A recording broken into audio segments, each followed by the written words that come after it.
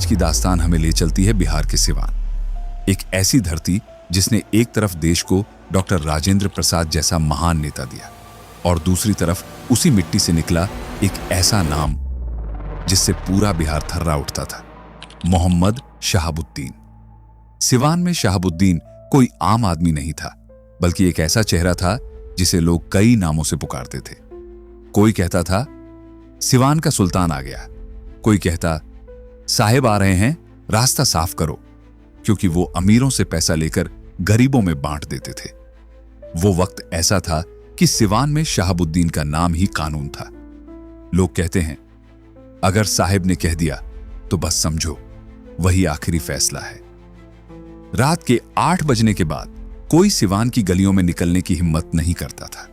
Doctor भी डरते थे, लेकिन कहते हैं कि अगर कोई गरीब उनके पास जाता तो डॉक्टर शहाबुद्दीन के डर से केवल 50 रुपए ही फीस लेते थे, क्योंकि सबको पता था अगर शहाबुद्दीन तक शिकायत पहुंच गई तो फिर डॉक्टर हो या दुकानदार, अंजाम अच्छा नहीं होगा।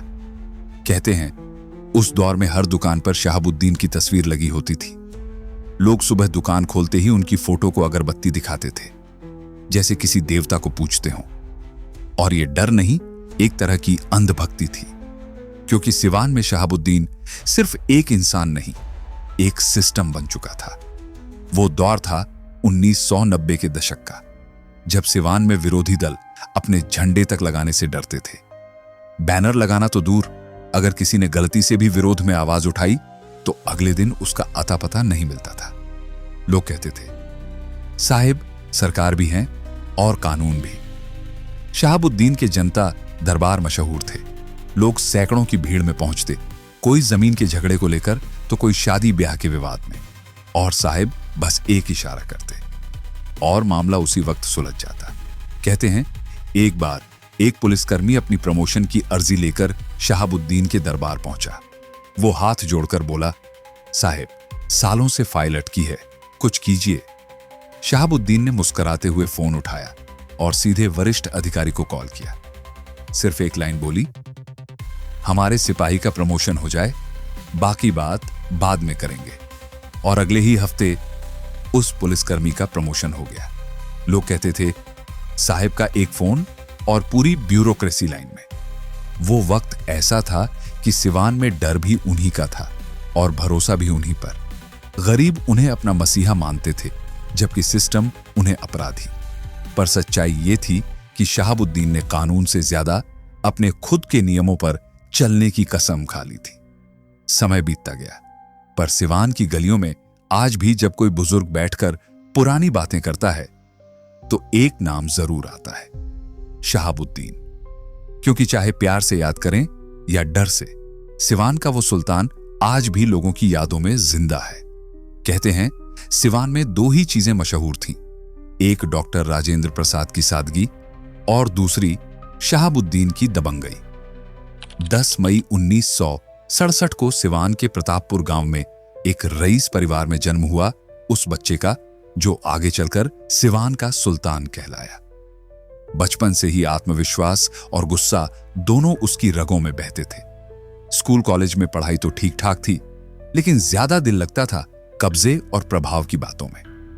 1980 में जब वो डीएवी कॉलेज पहुंचा, तब राजनीति उसके खून में उतर चुकी थी। कॉलेज की गलियों में उसके नाम की अलग ही पहचान बनने लगी थी। वो खुलकर भारतीय जनता पार्टी और भारतीय कम्युनिस्ट पार्टी के खिलाफ बोलता और धीरे धीरे सिवान की गलियों में अपने खौफ और कद दोनों बढ़ाने लगा। लोग कहते थे ये लड़का या तो नेता बनेगा या फिर पूरा सिवान हिला देगा। राजनीति शास्त्र से MANHD करने वाले शहाबुद्दीन ने बाद में हिना साहब से शादी की। घर बस गया, एक बेटा और 2 बेटियां हुई। लेकिन दिल के अंदर जो आग जल रही थी वो अब भी ठंडी नहीं पड़ी थी। उस आग की पहली चिंगारी भड़की साल 1986 में। महज 18 साल की उम्र में हुसैनगंज थाना में उस पर पहला आपराधिक मुकदमा दर्ज हुआ। आरोप थे हत्या के प्रयास और आर्म्स एक्ट के। बस यहीं से शुरू हुई उसकी अपराध यात्रा, जिसमें उसने कभी पीछे मुड़कर नहीं देखा। हुसैनगंज थाना ने उसे कैटेगरी ए अपराधी घोषित कर दिया, यानी ऐसा अपराधी जिसके सुधार की कोई उम्मीद नहीं, और उस वक्त सिवान ने अपना नया डॉन देख लिया था। 23 साल की उम्र में जब बाकी लोग करियर की शुरुआत करते हैं, तब शहाबुद्दीन ने विधानसभा की राजनीति में कदम रख दिया। लेकिन इसकी कहानी उतनी सीधी नहीं जितनी लगती है। साल 1985 में त्रिभुवन नारायण सिंह कांग्रेस पार्टी से जिरात विधानसभा सीट से विधायक बने थे। उसी समय शहाबुद्दीन अपने एक केस की पैरवी करवाने उनके पास पहुंचे। सिंह ने ठंडे लहजे में कहा, देखो शहाबुद्दीन, मैं अपराधियों की पैरवी नहीं करता। बस उस एक लाइन ने उसकी जिंदगी बदल दी। शहाबुद्दीन जेल तो गया, लेकिन वहीं से उसके भीतर एक जुनून जाग गया। अब विधायक बनकर दिखाऊंगा। साल 1990 के चुनाव में उसने निर्दलीय उम्मीदवार के तौर पर जिरात सीट से चुनाव लड़ा। वो तब भी जेल में था। लोगों ने कहा, कैसे जीतेगा ये? पर सिवान में कुछ भी असंभव नहीं था। बताया जाता है 5000 से ज्यादा फर्जी वोट डाले गए और नतीजा, शहाबुद्दीन जेल के अंदर रहते हुए भी जीत गया। उस जीत के साथ सिवान में एक नए युग की शुरुआत हुई। डर, गुंडई, फिरौती और खामोशी का युग।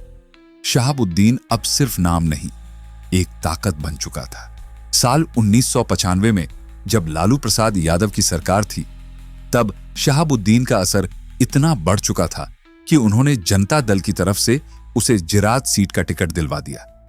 नतीजा फिर वही, शानदार जीत। अब सिवान के लोग कहते थे, साहिब का राज है, कानून का नहीं। शहाबुद्दीन का रुतबा देखकर लालू प्रसाद यादव ने अगला कदम और बड़ा उठा लिया। साल 1996 में उन्होंने उसे लोकसभा टिकट दिलवा दिया और शहाबुद्दीन ने एक बार फिर बाजी मार ली। पर इस जीत के पीछे भी कहानी किसी फिल्म से कम नहीं थी। कई जगहों पर बोगस वोटिंग हुई और माहौल ऐसा बना कि लोग डर के मारे वोट डालने जाते थे, न कि अधिकार से। पर असली बवाल तब मचा जब किसी ने शहाबुद्दीन को बताया, साहिब, आपके खिलाफ तो भूतों ने भी वोट डाल दिया। बस ये सुनते ही उसका गुस्सा फूट पड़ा। वो अपने हथियारबंद साथियों के साथ बाहर निकला और बोला, देखते हैं कौन है वो जिसने हमसे गद्दारी की। पुलिस को खबर लगी तो पूरी फोर्स लेकर उसे रोकने निकल पड़ी, क्योंकि सब जानते थे अगर साहिब सड़कों पर उतर आए तो सिवान में रात लंबी हो जाती है। और उस रात सच में सिवान की हवा में सन्नाटा था, क्योंकि लोग जानते थे जिसके हाथ में बंदूक और जिसके साथ सत्ता हो, उसे रोकना आसान नहीं होता। एक वक्त था जब सिवान की सड़कों पर कानून नहीं, साहिब का राज चलता था। पुलिस भी उनके नाम से कांपती थी। लेकिन एक दिन ऐसा आया जब सिवान के एसपी सिंघल और मोहम्मद शहाबुद्दीन आमने सामने आ गए। कहते हैं उस दिन हालात अचानक बिगड़ गए। दोनों पक्षों में बहस हुई और कुछ ही मिनटों में गोलीबारी शुरू हो गई। शहाबुद्दीन के हथियारबंद लोग जान लेने पर उतारू थे। चारों तरफ गोलियों की आवाज गूंज रही थी और एसपी की गाड़ी छलनी हो गई। एसपी सिंघल किसी तरह अपनी जान बचाकर वहां से निकल पाए। लेकिन उस दिन से सिवान वालों को समझ आ गया कि अब यहां सरकार कोई और है। शहाबुद्दीन अब पहले से भी ज्यादा ताकतवर हो चुका था। फिर आया साल 1997, जब लालू प्रसाद यादव ने जनता दल छोड़कर राष्ट्रीय जनता दल आरजेडी बना ली और सत्ता पर फिर से कब्जा किया। बस यहीं से शहाबुद्दीन की ताकत चरम पर पहुंच गई।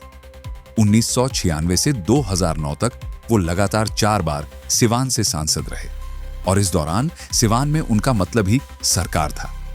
जो उनके खिलाफ बोलता वो अगली सुबह जिंदा नहीं मिलता। भारतीय कम्युनिस्ट पार्टी माले उनके सबसे बड़े विरोधियों में से एक थी। दोनों के बीच की दुश्मनी 1993 से 2001 तक चली और इस रंजिश में करीब 18 माले कार्यकर्ताओं की हत्या हुई। साल 1996 की बकरीद के वक्त तो सिवान दहल गया था। माले के नेता गुलाम हैदर के घर पर हथियारबंद लोगों ने हमला कर दिया। हमलावरों ने उनके बुजुर्ग पिता, एक रिश्तेदार और 3 साल की बेटी को बेरहमी से मार डाला। इन हत्याओं का आरोप सीधे शहाबुद्दीन पर लगा। लेकिन इससे भी ज्यादा सनसनी मचाने वाला नाम था चंद्रशेखर प्रसाद उर्फ चंदू, जो जेएनयू छात्र संघ के पूर्व अध्यक्ष रह चुके थे। शहाबुद्दीन कहते थे, चंदू तो मेरा छोटा भाई है, पर सच्चाई कुछ और ही थी। साल 1997 चंद्रशेखर ने तय किया कि अब वो राजनीति में उतरेंगे और बिहार की गंदगी साफ करेंगे। शहाबुद्दीन को यह बात नागवार गुजरी। उन्होंने कहा, देखो चंदू, सिवान घूमने आना, परिवार से मिलने आना, पर यहां राजनीति करने की भूल मत करना। चंद्रशेखर ने मुस्कुराकर जवाब दिया, साहिब, मैं डरने नहीं आया, सच्चाई दिखाने आया हूं।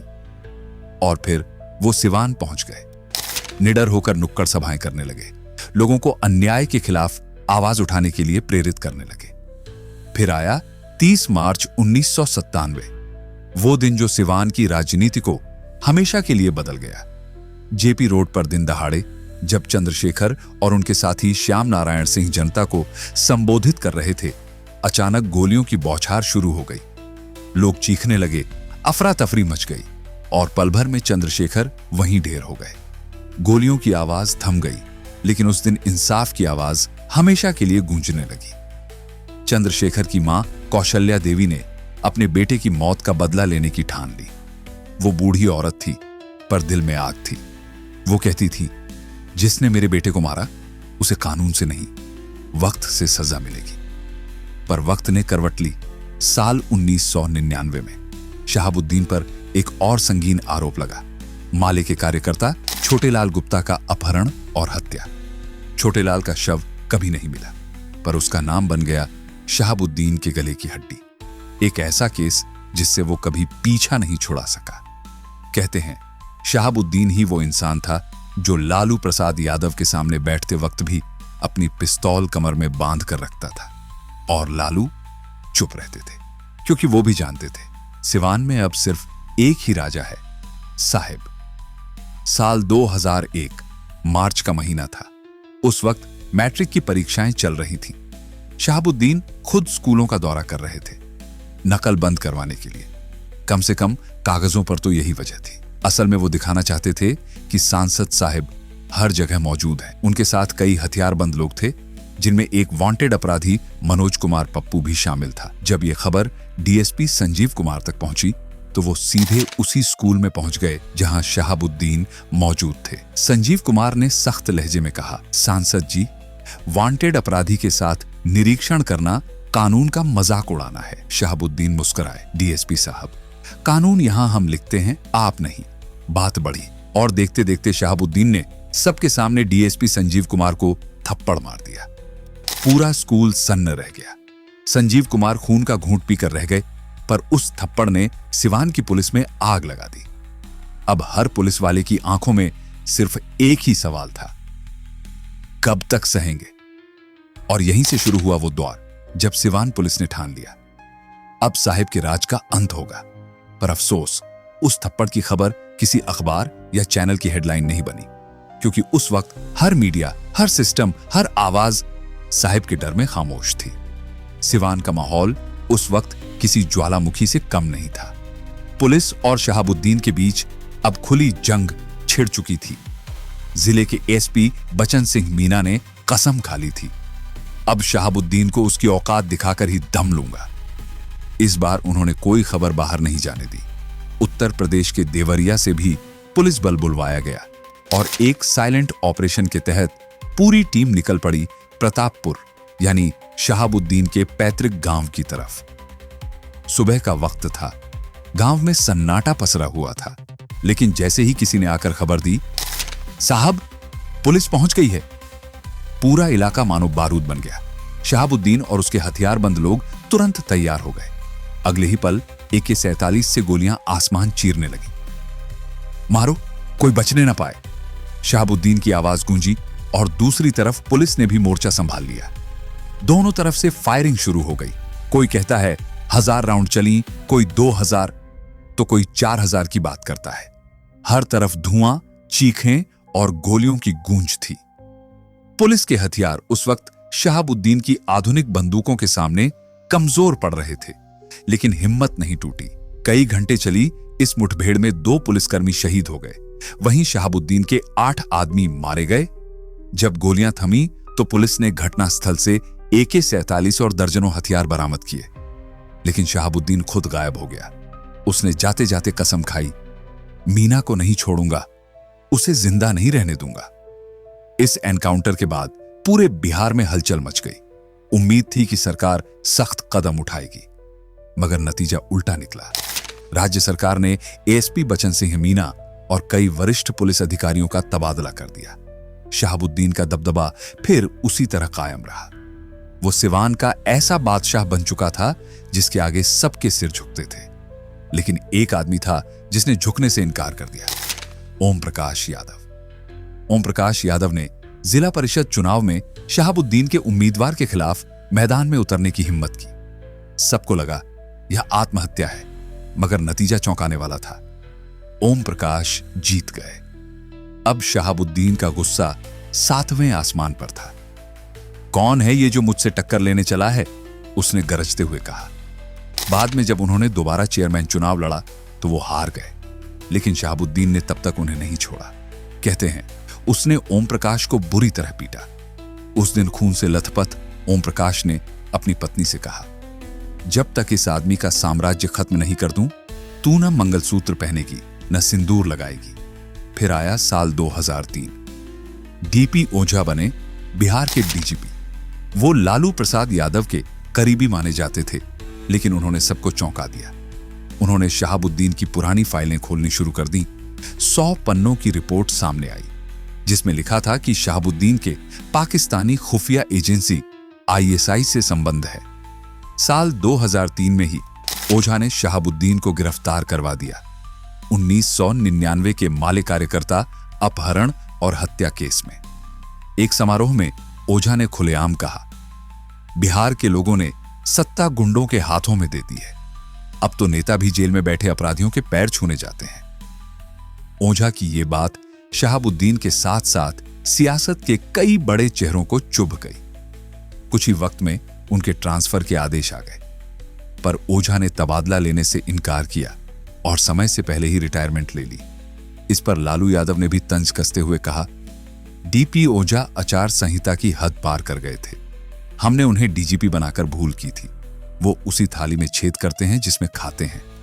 समय बीता और आया साल 2004। चुनाव सिर पर थे।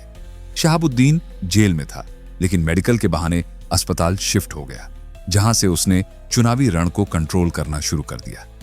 अस्पताल उसके लिए मिनी कचहरी बन गया था।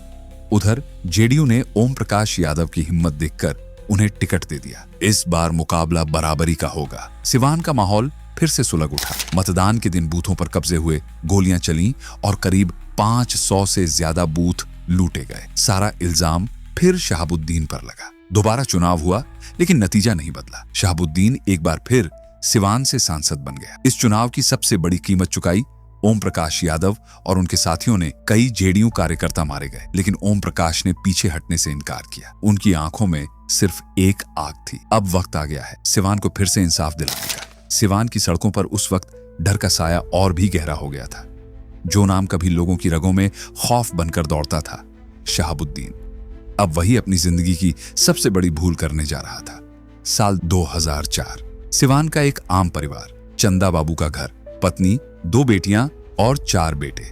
घर में खुशी का माहौल था। नई दुकान खुलने वाली थी।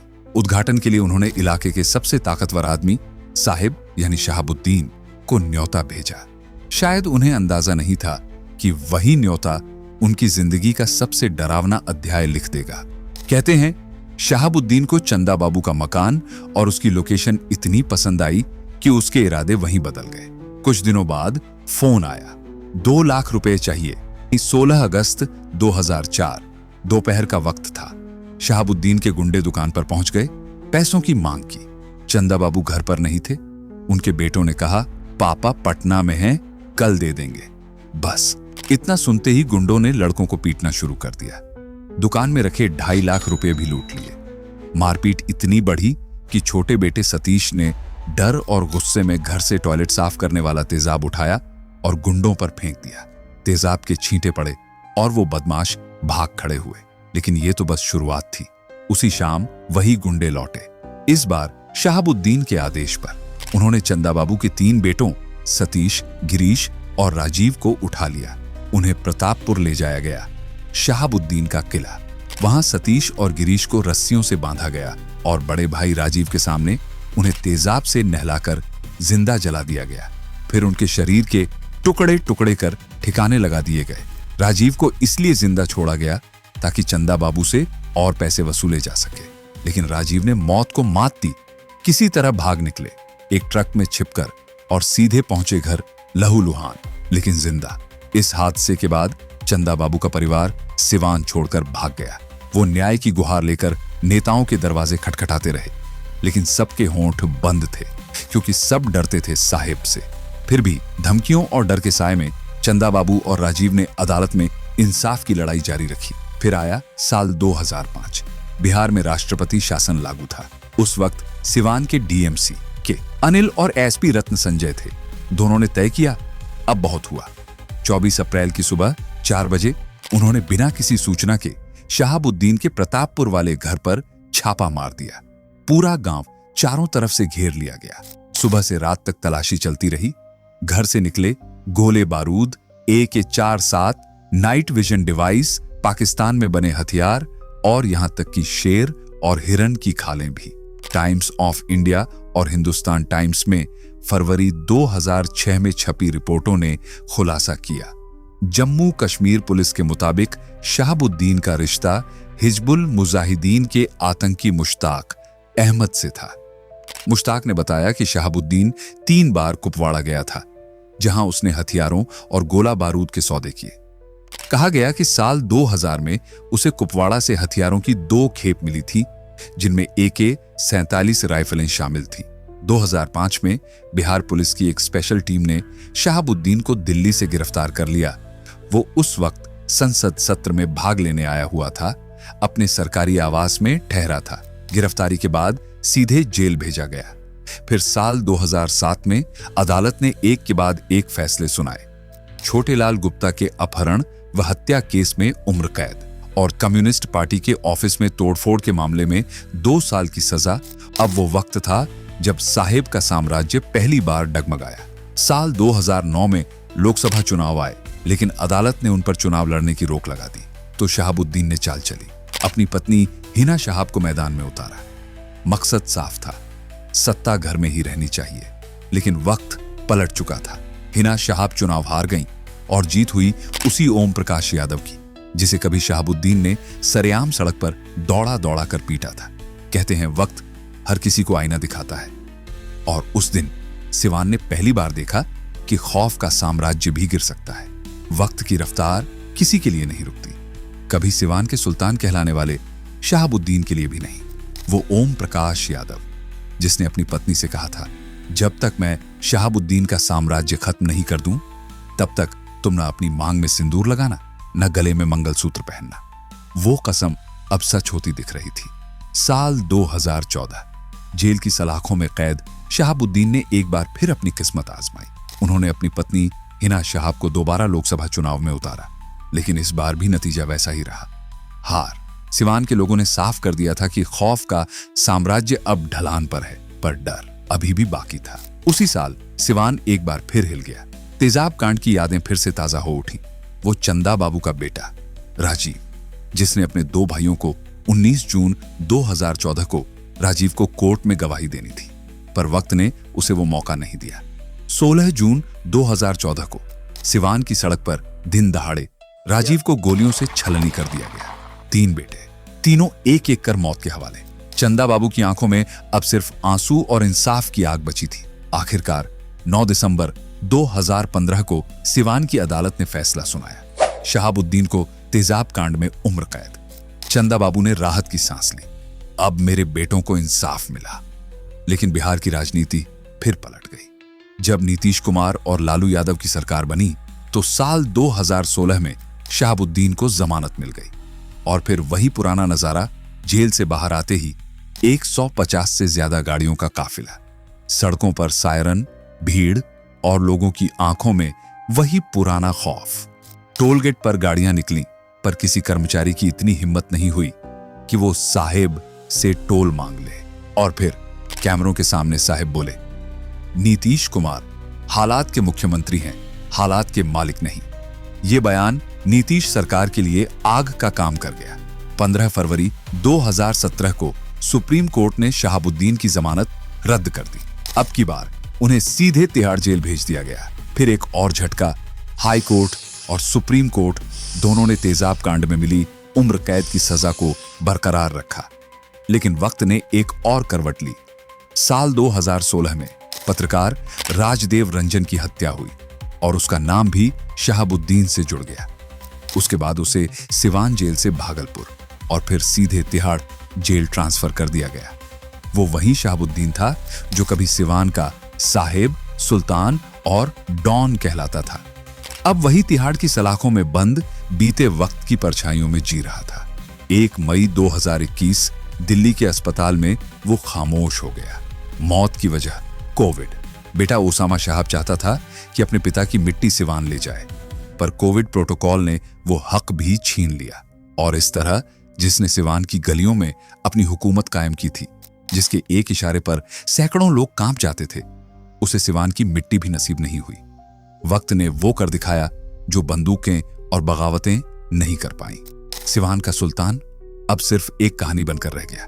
कहते हैं ताकत हमेशा साथ नहीं देती, पर कर्म हमेशा पीछा करते हैं। अगर आपको यह कहानी पसंद आई तो वीडियो को शेयर करें और बताएं, क्या आपको लगता है कि डर के ऊपर इंसाफ की जीत हमेशा होती है?